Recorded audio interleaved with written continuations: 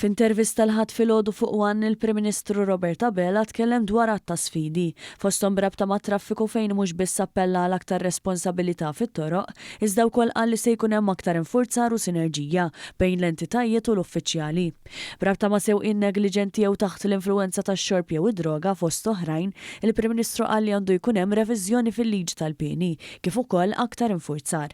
Hemmhekk ukoll bħalissa għaddej eżerċizzju ta' reviżjoni fejn qegħdin naraw jekk il-pieni humiex suffiċjenti għall gravità ta' dawn it-tip ta' reati, kissaqsi li naħseb hemm lok ta' reviżjoni sew hemmhekk ukoll. Jiġifieri mhux qed ngħid li huma pieni ħsiena li jagħmlu leġislaturi preċedenti, però naħseb wasal il-mument ukoll li wieħed l-element tad-deterrent li inti taf li jekk għamil dan in-nuqqas għandek dal-pieni serji li qegħdin jistennewk u ħat titressaq quddiem il-qorti u se tiġi kundannat u l-parametri tal-pena huma dak li huma. Ġifieri qed narawha b'mod holistiku din il-kwistjoni mhux pieni waħedhom għax li inti tagħmel fuq pieni waħedhom mhux biżżejjed. Il-pieni l-infurzar. Meta mistoqsi dwar l-indafa pubblika l-Prim Ministru semma l-investimenti li sar u li se jibqa' jsir fosthom b'inġenji u teknoloġija permezz tas-sistema tal-BCRS u bil-ftehim kollettiv tal-ħaddiema tad-Dipartiment fid-dawl tal-importanza tal-indafa pubblika. Fil-fatt id-disponibilità tal-magni tjiebed b'4,800 siegħa fix-xahar iktar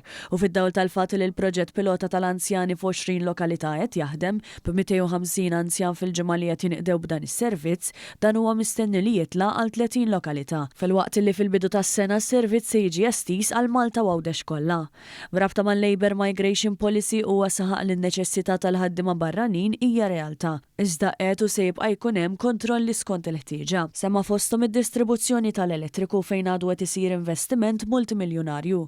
Dwar kemm huna l-Prim Ministru tkellem dwar kif dan is-sajf ra l-bidu ta' twettieq ta' qatt ta' miżuri li se jibqgħu jiġu mwettqa. Disponibilità tal-magni żdiedet b'5.3% fl-ewwel aħħar ġimgħat. Jiġifieri kien hemm titjib sostanzjali. Jekk tara f'numru ta' sigħat fix-xahar ta' kemm il-magni qed ikunu disponibbli iktar, 4,800 sigħa fix-xahar aktar.